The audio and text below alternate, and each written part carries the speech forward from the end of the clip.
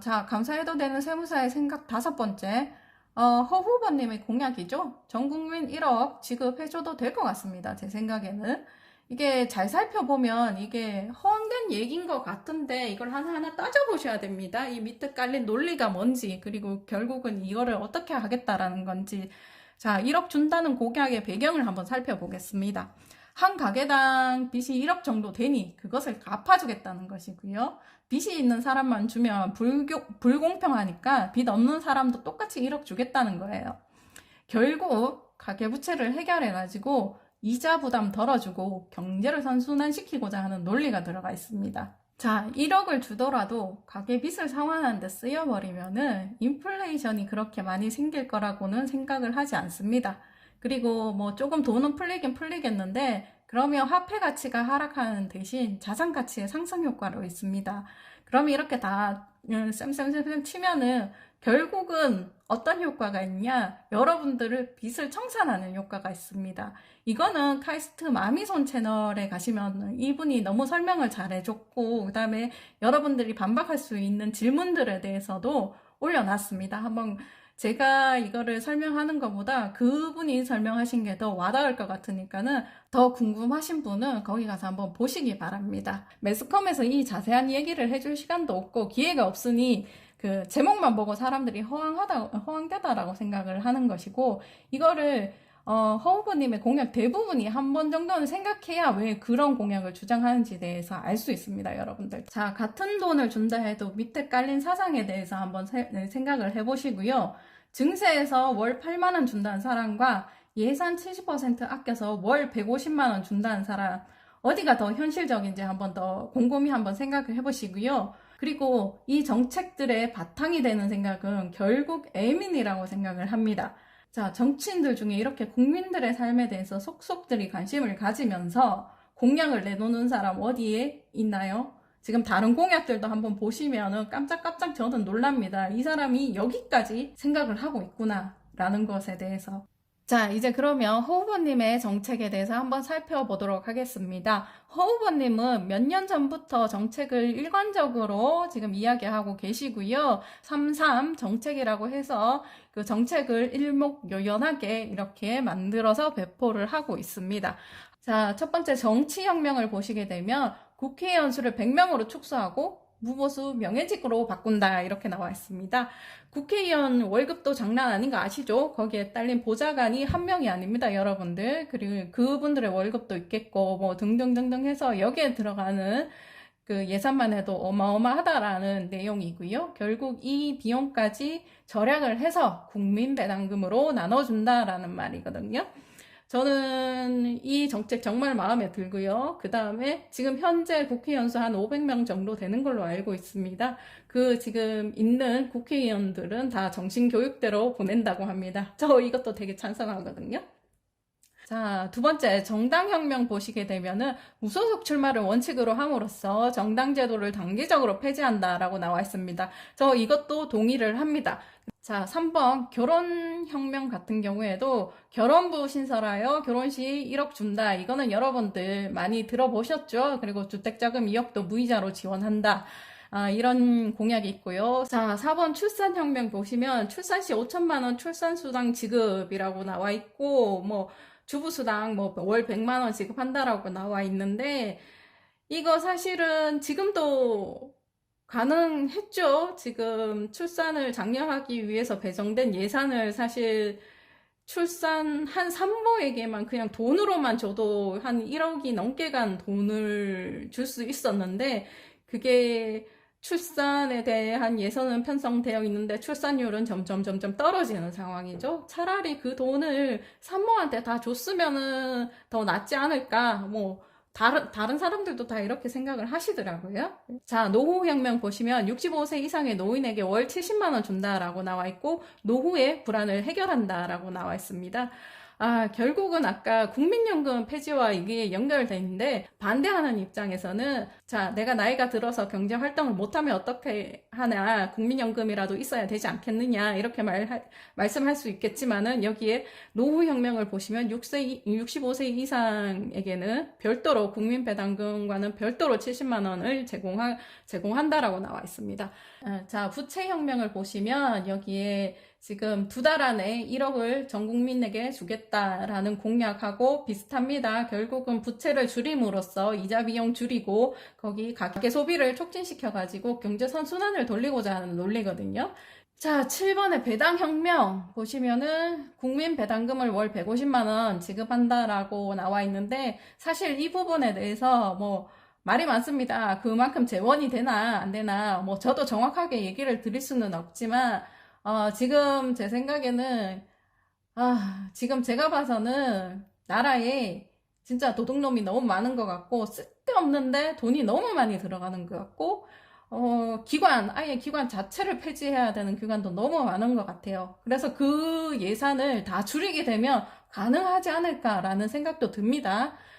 자, 기관을 폐지하고 예산을 줄이고 이러면 당연히 거기에 실직자가 생기겠죠. 그럼 이 실직자가 생기는 데에 반발이 있어가지고, 이거는 안 되겠다. 이렇게 해서 예산을 줄이지 못하고, 뭐 폐지해야 될 걸 폐지 못하고 있을 수도 있기 때문에, 이렇게 국민 배당금이 나가게 되면은 거기에 대한 반감도 좀 줄어들 것이라고 저는 생각이 듭니다. 당장에 저만 해도 세금 통합이 되면은 저희 설 자리가 좀 좁아지지 않을까라는 생각을 하긴 하는데 저는 그래도 없애야 될 거는 없애고 통폐합할 거는 해야 된다라고 생각이 들거든요. 자, 8번 소득혁명 보시면 7번 부분과 연결이 돼 있죠. 결국은 배당금 지급함으로써 소득 재분배를 통해서 지금 악순환 멈추게 한다 이런 내용인데 1억 원 주는 거는 50억 이상의 부자는 안 준다라고 얘기를 합니다. 그러니까 자산 50억 미만의 그러니까 중산층과 그리고 서민들에게만 1억을 준다라고 하니 결국은 그 서민들의 부채를 다 갚고 그리고 재기할 기회를 주고 거기에 대해서 소득 재분배가 일어나고 부익부, 빈익빈 악순환을 멈추게 한다라는 그런 논리가 되어 있습니다. 자, 9번 세금혁명 한번 보시게 되면은 증권거래세 면제하여 증권거래를 활성화한다. 제가 아까 얘기 드린 거하고 똑같죠. 그리고 2번 지방세 폐지하고 국세로 통일하여 중앙통합관리로 예산 낭비를 막는다. 이거 저 적극적으로 찬성하는 부분이고요. 지금 분리가 돼서 신고하고 뭐 분리가 돼서 이렇게 예산을 집행하고 이러다 보니까 낭비가 너무 많습니다, 여러분들. 그리고 36종류의 세금을 한 개로 통합하여 매년 100조 원의 세수가 증가하고 상류층의 탈세를 원천적으로 차단함으로써 매년 200조의 세수가 늘어나는 것을 국민배당금의 재원으로 사용한다. 이렇게 나와 있는데 사실 저는 세금 종류를 좀 통합할 필요는 있다라고 생각을 하고 한 개로 통합될지는 모르겠습니다. 실제적으로. 근데 어느 정도 통합할 필요는 있다라고 생각을 하고 그리고 아까 제가 설명을 했다시피 법과 규제가 많고 세금 종류가 다양하다 그래서 탈세가 줄어들거나 세수가 늘어나거나 그러진 않습니다. 이거를 잘 설계를 해가지고 자, 탈세를 원천적으로 차단하는 방법을 연구를 해봐야겠죠. 그리고 이 후보님의 강의를 제가 지금 찾을 수는 없는데 한번 봤거든요. 매출액의 소득세 같은 경우에는 매출액이 1%만 부과한다라는 이런 얘기를 들었어요. 근데 제가 이걸 곰곰이 생각해봤는데 저도 될 수 있으면 가능하면 매출액에 얼마 몇 퍼센트의 소득을 내라 이렇게 하면은 원천적으로 탈세가 방지가 돼버려요. 근데 이거의 단점이 뭐냐 하면은 그러면은 그 매출은 어떻게 포착하냐 이런 문제가 생길 수가 있는데 이것도 한번 연구를 해봐야겠죠. 가능한지 안 한지는 한번 생각을 해보고 가능하다 그러면 매출액의 1%, 즉 현재 이게 단순경 비율 그 소득세 계산 방법이거든요. 제가 글에서도 설명드렸듯이 제일 탈세가 없는 방법은 단순경 비율입니다. 그거를 하자라는 내용이 그 강의에 담겨 있었는데 제가 그걸 찾지를 못하겠습니다, 지금. 자, 그러면 매출액을 다 포착할 수 있는 다른 방법이 없다라면 저는 최소한 기준경 비율만 해도 매출액은 매출액대로 포착을 하고 그 다음에 신고는 간편해지고 이런 생각을 해봤는데 이거는 조금 더 연구를 해봐야겠죠. 근데 이 공약 자체는 찬성을 합니다. 저 같은 경우에는. 자, 3번 보시면 자동차에 대한 세금은 전부 다 기름 넣을 때 징수를 한다 이 말이죠. 저 이것도 좀 동의를 하는 부분이고요. 탄 만큼 세금 내면 됩니다. 안 타면 세금 안 내도 되는 거고. 그리고 세금 포인트 제도 실시라고 나와 있는데 사실 그렇습니다. 내가 잘 될 때는 기부도 하고 뭐 세금도 많이 내고 이러는데 사실 내가 망한다 이러면은 사실 지원받을 거는 굉장히 어렵습니다. 그리고 세금 또한 마찬가지고요. 세금 내가 꾸준히 내왔더라도 내가 한 번의 실수로 잘못됐다 이러면은 이때까지 내가 세금을 잘 냈고 뭐 기부도 많이 했고 이러면은 거기에 대한 대가는 분명히 있어야 된다라고 생각을 하는 부분이거든요. 자, 5번 상속세를 폐지하여 해외 자본의 토종 기업의 흡수를 방지한다. 이거를 보시면은 상속세를 내려면은 그 현금으로 대부분 못 냅니다. 특히 대기업 같은 경우에는 뭘 팔든지 해야 되고 그 파는 것 중에 하나가 주식이라면은 그 주식의 대부분이 해외 자본으로 갈 수 있다라는 거죠. 자, 경영권이라든가 이런 게 문제가 생길 수가 있는 거죠.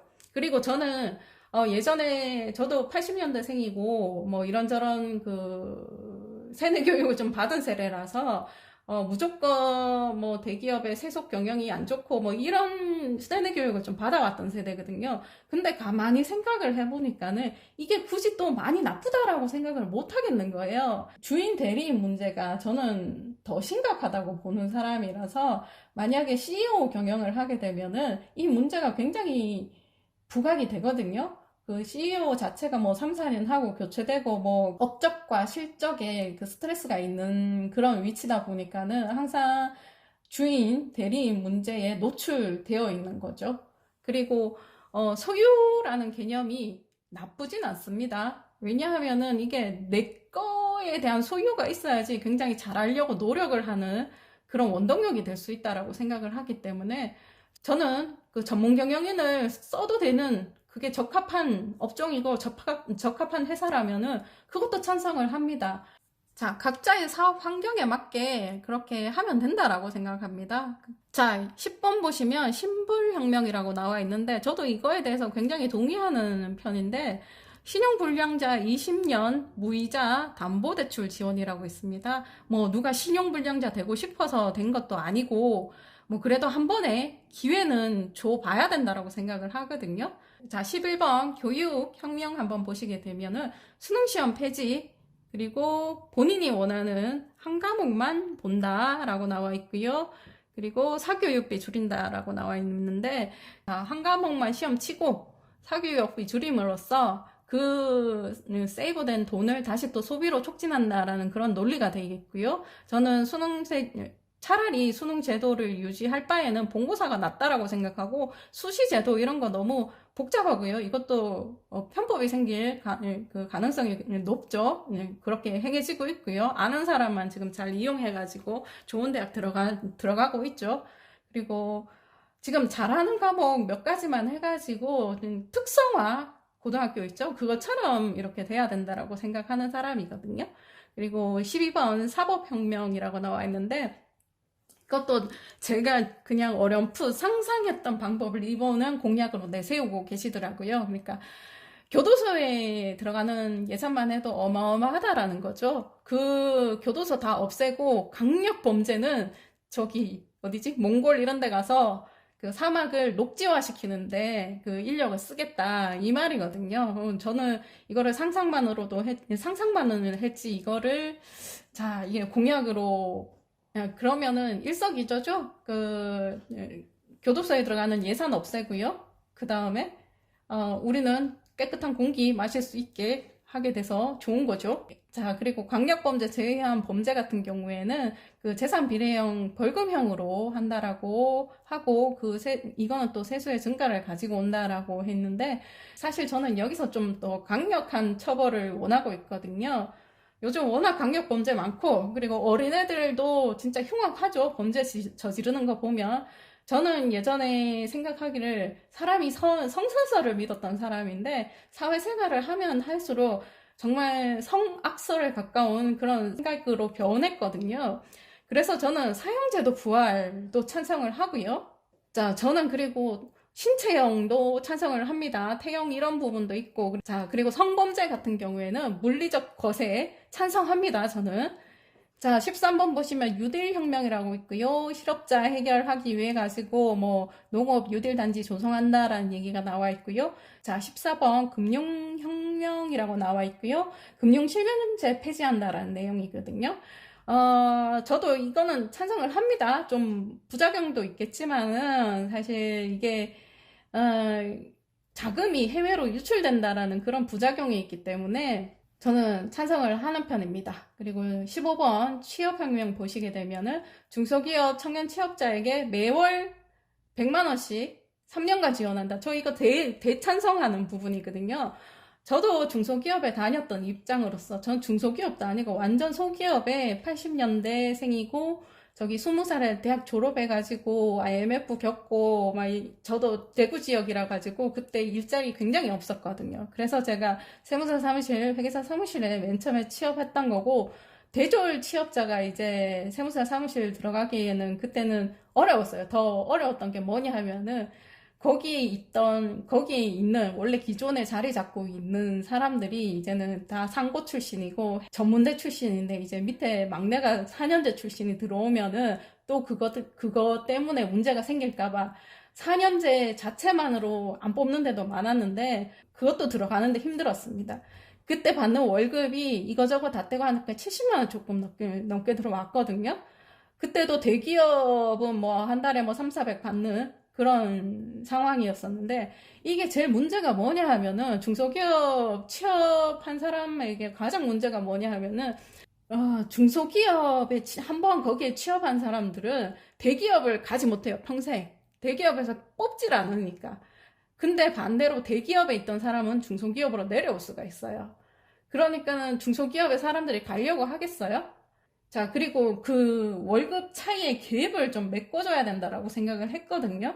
그럼 그 방법이 현실적으로 뭐가 있냐라고 생각했을 때 저는 이 방법을 생각을 했어요. 그러니까 비슷한 지금 제도가 세법에 있긴 해요. 중소기업 취업 감면이라고 있는데 이거는 중소기업에 취업을 하면은 세금을 좀 깎아주겠다 이 말인데 이게 금액이 얼마 되지 않습니다, 여러분들. 중소기업 자체에 취직을 하면은 그 금액, 그 받는 월급이 얼마 되지 않는데 그 월급에 얼마 되지 않는 월급에 대한 원래 소득이 별로 없습니다. 근데 그걸 안 받겠다라는 얘기고 그거 해봤자 그게 차이가 없는데 사실 활성화가 되면은 차라리 저는 근로장려금보다는 이 중소기업 취업 감면이 더 활성화가 돼야 되는 부분이라고 생각을 하는데 지금 눈으로 보이는 것 자체가 지금 근로장려금이 더 크게 부각시킬 수 있는 부분이기 때문에 지금 그쪽으로 지금 다 정책이 흘러나가고 있는데 저는 차라리 그 대기업과 중소기업의 그 급여 차이를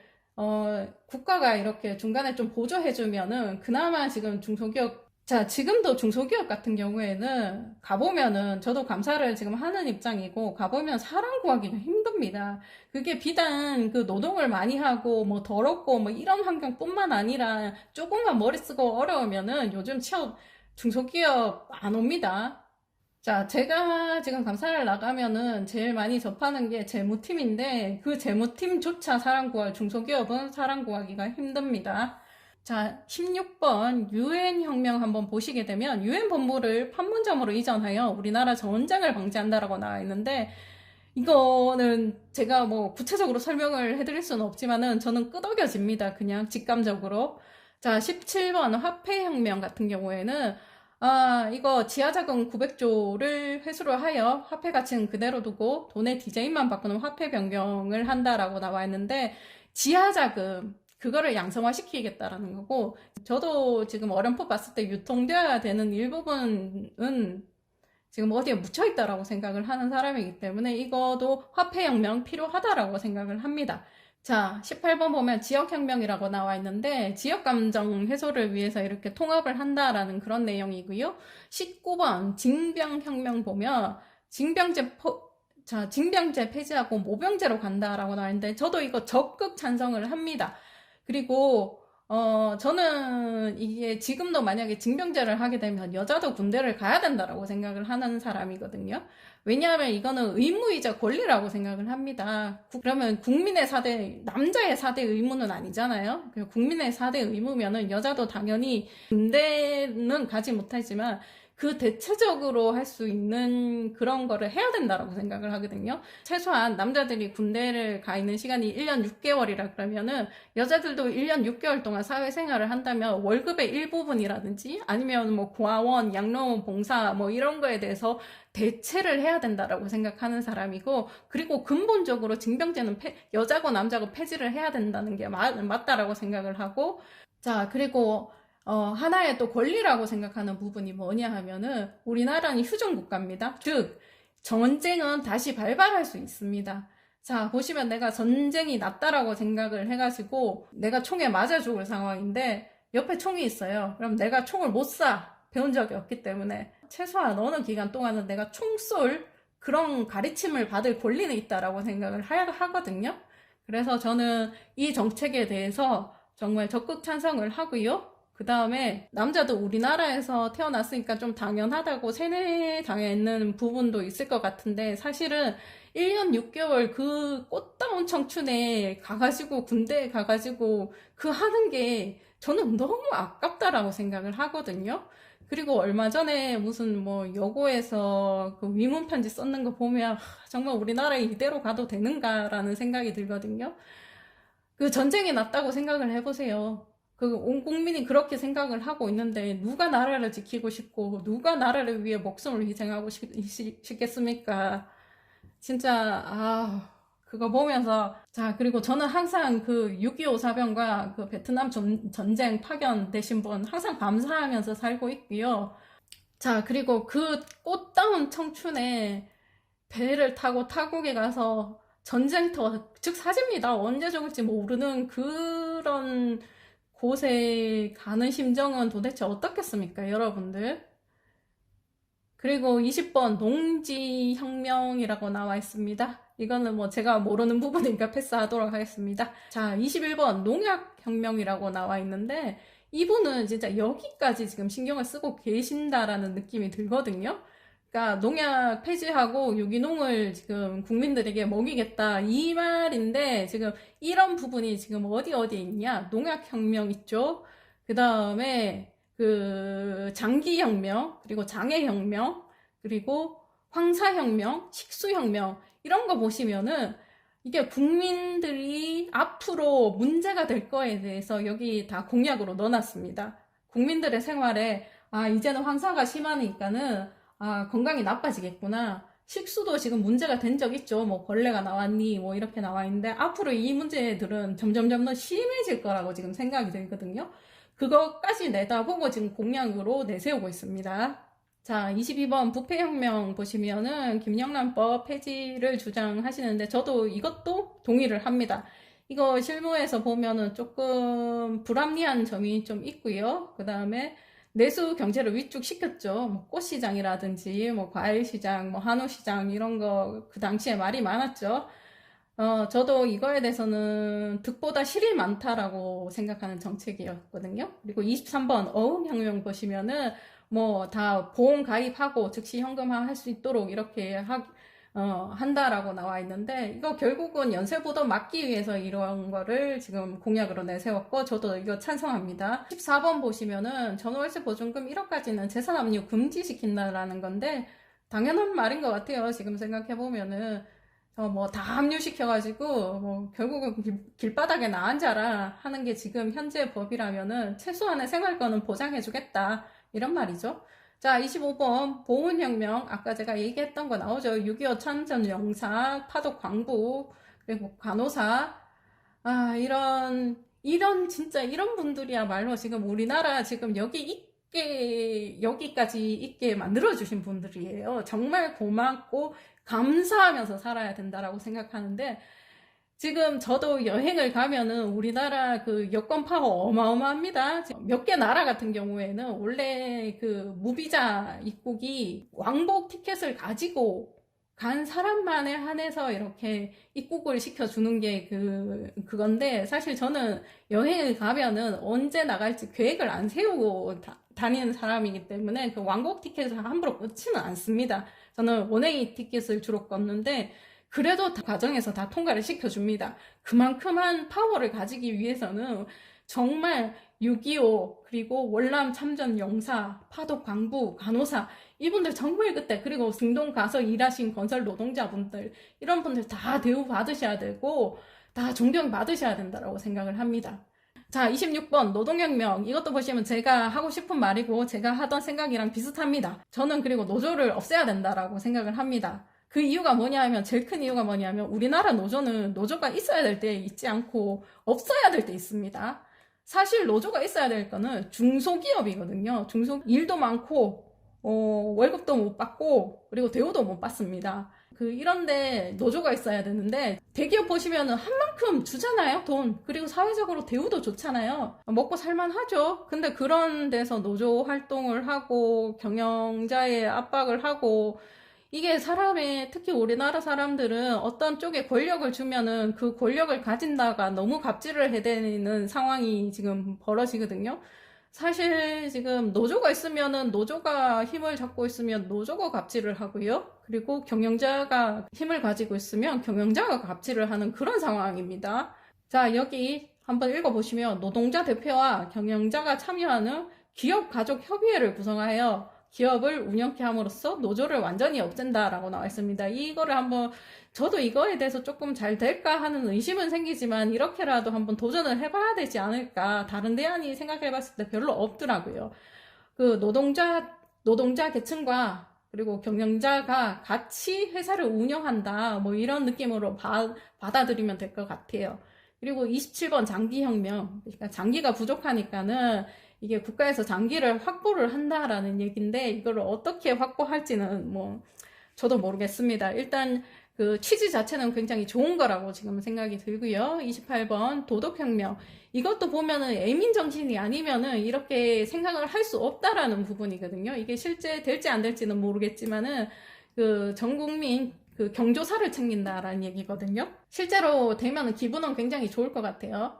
자, 29번 장애혁명 보면 장애인을 위한 공약도 여기에 넣어놨다라는 거죠. 정말 공약이 잘 만들어졌다라고 생각이 들거든요. 자, 30번 주택혁명 보시면은 소형 아파트 대규모 건립한다라고 나와 있고요. 31번 벌금혁명 보면은 재산 비례형 벌금이라고 나와 있고요. 그리고 황사혁명 이거 필요하죠. 요즘에 지금 미세먼지 심해가지고 하나도 보이지 않습니다. 이 황사는 노력하지 않는 한 점점 심해진다고 생각을 합니다. 그리고 자, 32번이고 33번이고 지금 여기까지 생각을 하고 계신다라는 거죠. 이게 너무 놀랍고 다른 후보들은 여기까지 생각을 못하고 그냥 표를 얻기 위해서 급급하게 지금 공약 내놓는 그런 식으로 밖에 저는 보이지 않습니다. 자, 그리고 한번 생각해 보세요. 이 공약을 한번 쭉 읽어봤을 때 정말 우리의 삶을 잘 알고 있다라는 생각이 안 듭니까? 자, 1번과 2번 후보 여기까지 한번 생각을 한번 해보셨을까라는 생각이 들고요. 결국은 저는 허경영 후보님의 그 영상을 좀 많이 보는 편이긴 한데 보면은 국민을 위한 그런 마음만은 진심인 것 같습니다. 이분.